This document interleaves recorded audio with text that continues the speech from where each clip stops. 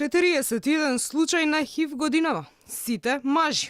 Најмладиот е на возраст од 21 година.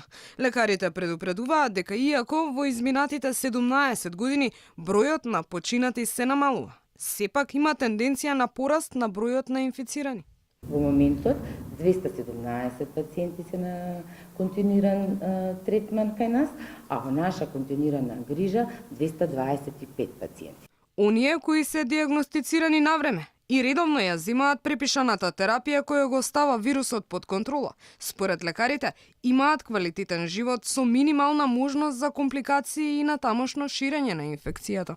Манот во нашата држава се спроведува согласно стандардите и препораките како на Светската здравствена организација, така и на европските здруженија на третман на ХИВ, каде што нашата фела, моите колеги и јас членуваме и навистина многу интензивно ги следиме овие препораки. Надлежните апелираат граѓаните редовно да се тестираат, бидејќи се уште е висок процентот на луѓе кои живеат со ХИВ вирус, а не знаат. Очекувањата се дека огромен број на инфекции може да бидат спречени и огромен број на животи може да бидат спасени.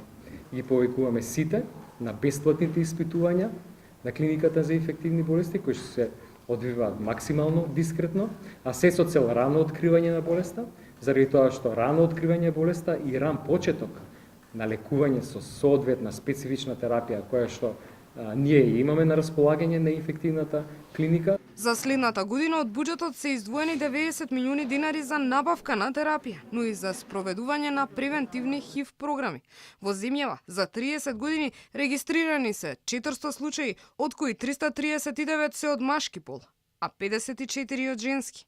Досега од ХИВ во Македонија починале вкупно 99 лица.